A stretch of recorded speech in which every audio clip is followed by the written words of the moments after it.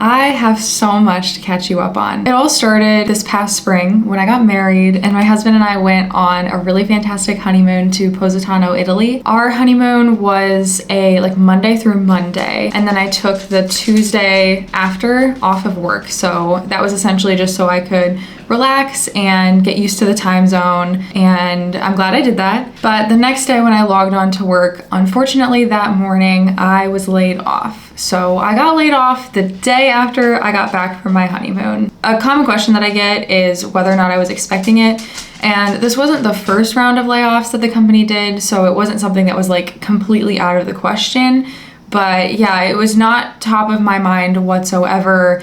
It wasn't on my radar. I was not thinking about getting laid off, especially just the way that the timing was. So absolutely not. I was not expecting it. I will say that the company I was at had become kind of a toxic environment for me personally. And so I knew that it wasn't somewhere that I was going to stay long term, but I was definitely hoping to just enjoy my time with my husband as newlyweds for a while first, maybe enjoy the summer and, start to think about what I wanted in my next career move. I had a few months of being married and could just soak it all in. And it was my first time ever being laid off. So it was my first time being in a situation like this. It took me a long time to process everything, and it was a lot to deal with emotionally. I think especially because I was coming down from this insane high of the best day of my life. My wedding was so fantastic. Our honeymoon was fantastic. And so then to come off of that and have something so negative happen was definitely difficult and a lot to process. So after the layoff, I took a day and kind of at least took one day to process it. Actually, what I did was I went out and I immediately went to an eye doctor appointment, and I immediately got new glasses to use up my FSA money.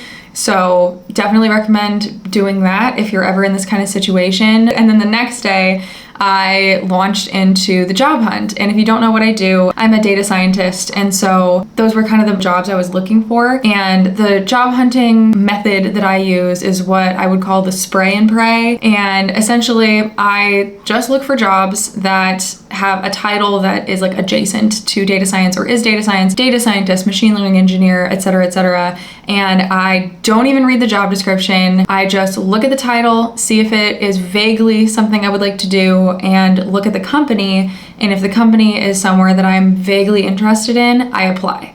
And then the thought process is that if they get back to me, which if you've applied for jobs anytime recently, you end up with a lot of rejections. So if they get back to me, that's when I'll read the description. That's when I'll actually care. And worst case scenario, I read the description, it's not a good fit, or I research the company, it's not a good fit, and I just tell them, hey, sorry, not interested. And I so recommend that approach. I think that it really helps you be less emotionally invested in it, where if I barely even read the job description when I applied, and I get a rejection, it hurts a lot less if you don't picture yourself in that role.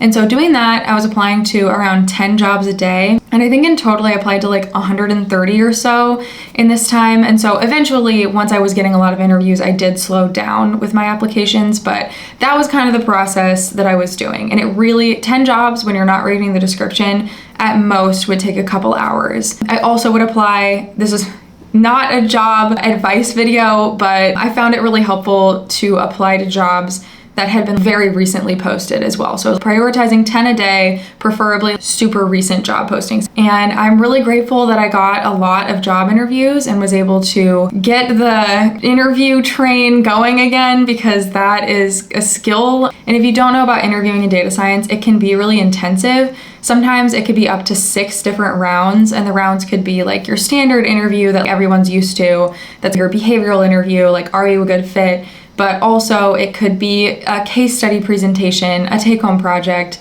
and often there's a technical round, which could be where they're asking you technical questions and you have to be quizzed and answer them.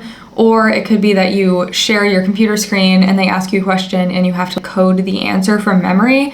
And for those, it could be such a wide range of things that they could ask you. So you have to spend hours and hours and hours and hours and hours preparing for all the different types of questions they could ask. So I spent a ton of time studying when I wasn't actually applying for jobs. And I really focused my job search to jobs based in Des Moines, where I'm currently located, or fully remote jobs.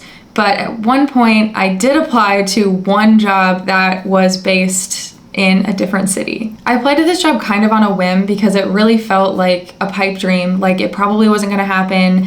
But again, what's the harm in applying? Like, I'm applying to all these places. I'm getting rejected all the time, but it doesn't matter. I didn't even put that much effort into working on the application. I don't change my resume for different jobs. This works well for some people and not others. This is just the method that works for me. But this particular job, I was like, I don't know that this is ever going to happen for me. It would be so life-changing and amazing if I did get this job, but it's probably not gonna happen, but who cares? Like, click apply, move on. So after I applied, I pretty much forgot about it and just went on with my life, interviewing and applying. And around 20 days after I applied, I got the email that I got my first interview. And I cannot tell you the excitement that I felt getting that interview. Like, just getting that first interview, like, I kept saying throughout the interview process, like, spoiler, there was more, but I kept saying to my husband and everyone that would listen, just getting the opportunity to interview with this company was just so fantastic and something I knew that I would remember forever, and just be grateful that I got the opportunity to even interview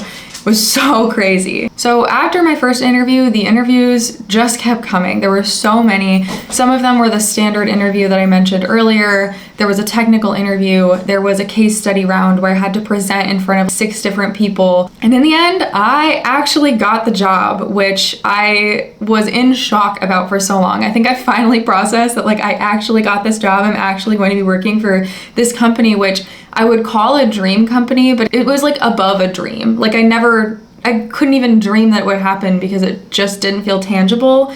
So I'm so excited. I still don't think I've processed it. The way I'm talking about it now, I still think I'm a little bit in shock that it's actually happening, but I got the job. I'm so excited and grateful for this opportunity. And I do really feel like this is such a great example of how things can work out for the better. It was really hard for me to cope with all of the emotions of losing my job right after experiencing the best day of my life, but it has really so far worked out better than I ever could have imagined. And this is a big reason why I'm such a fan of applying everywhere. Apply to jobs at companies you never think you could get. Apply to jobs you don't think you're qualified for, because you just never know what could happen. And now we are moving to Austin, Texas. So we've been working super hard to prep our house to sell and pack and do everything that we need to do. We've spent the last few years with me being in grad school, planning our wedding, and like so many projects. My husband and I would say to each other, like, let's wait until after the wedding. After the wedding. We'll have time after the wedding. And so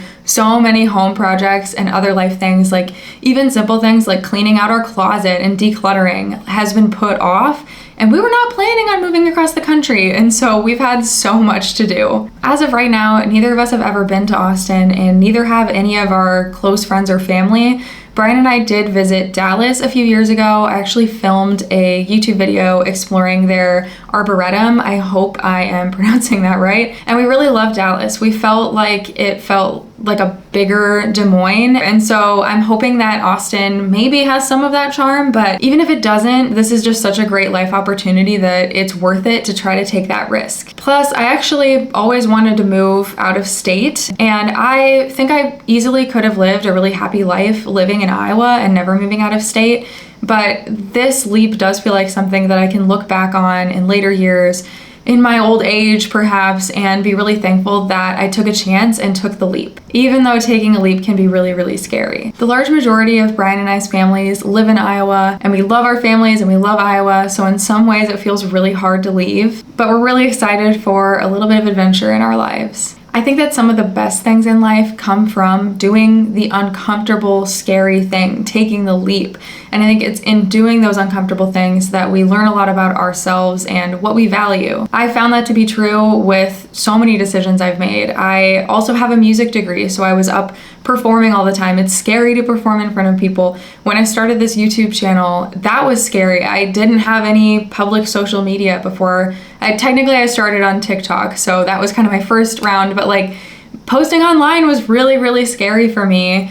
And even just applying to a job that you don't feel qualified for is really scary, or a job that you think nobody would ever give you is so scary. And yet I felt like every time I do something like that, it's really paid off in the end, and I've learned so much, and I've really appreciated the fact that I took the leap to do it. So if anything comes out of this video, take the leap. Don't be scared. Even though it is scary, I can get a lot of anxiety about these things. Like, it will be so worth it in the end. So my next few months are going to be really interesting for sure. In terms of videos you can expect from me, I have so many fun ones planned that are coming out. The first one you're gonna see is going to be a plant tour of all of my 100 plus plants before I start getting them ready to move.